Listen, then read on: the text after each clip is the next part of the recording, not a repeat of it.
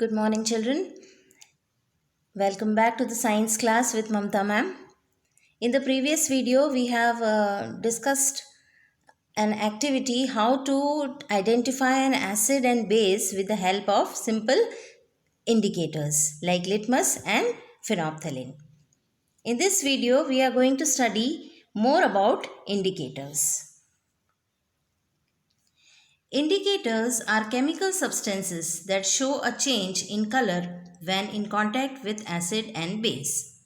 As we have already seen in the activity, the indicators are substances which show different color in acid and base. Indicators are basically of three types: chemical indicators, natural indicators, and universal indicators. Let us discuss them one by one. In chemical indicators, the most common one is litmus. This is the most commonly used indicator for acid-base identification. We have also used in our activity litmus paper, right? Remember, blue litmus paper and red litmus paper we have used in the activity. So it is obtained from lichens. Lichens are natural products, like it's a combination of fungus and algae, and extract of litmus is obtained from that and then absorbed in paper to prepare litmus paper. Litmus shows red color with acid and blue color with base. Next is phenolphthalein. I have shown you phenolphthalein also in the class. It's a colorless solution but turns pink with base and remains colorless with acid. This is the pink color which shows that the substance is basic. The third chemical indicator is methyl orange, which we have not seen in the practical last time. Methyl orange turns pink or red with acid and remains yellow with base. Second type of indicators are natural indicators. Natural indicators are indicators that are prepared from natural substances such as flowers, roots, stem, and leaves of plants. Let us discuss the types of natural indicators. The first one is a very common ingredient found in our kitchen: turmeric.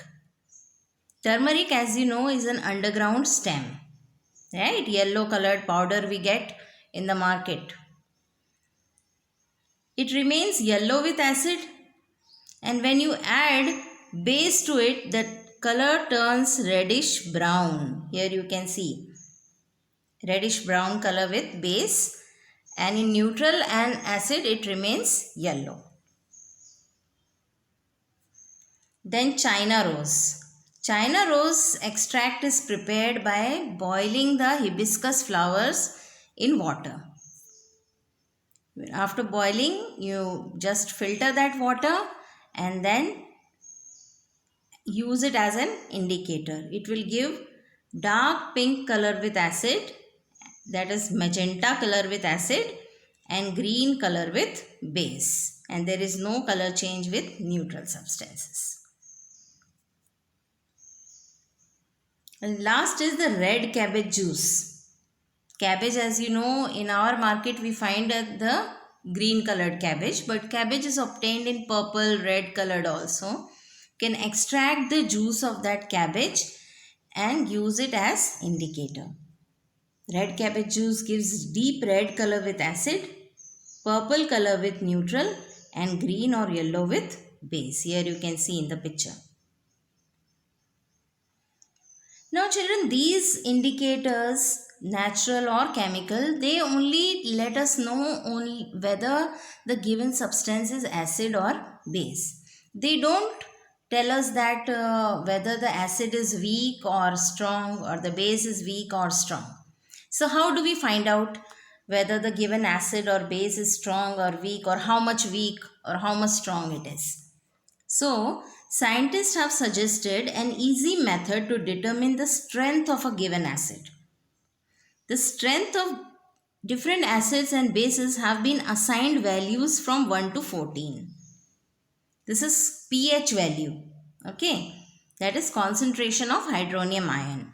So pH 1 is the strongest acid and pH 14 is the strongest base. While in between you have pH 7, which is called neutral.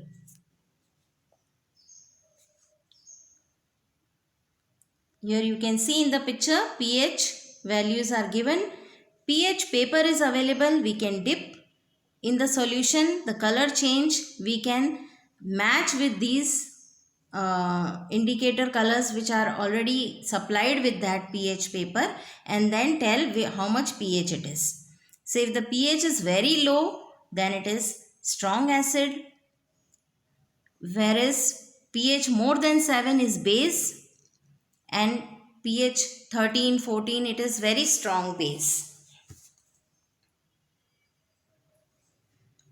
Now for preparing this pH paper, we are using universal indicator. Universal indicator is actually a mixture of different kinds of indicators giving different colors at different pH value, which can help us to prepare the pH paper and then identify how much strong the acid or base is. This universal indicator can be either in the liquid form or it can be soaked into paper like litmus paper, and it can be used as an indicator. So with the help of this, we can also tell whether the given acid is strong or base is strong or it is weak or not. Okay. So this was all about indicators. Take care of yourself. Thank you.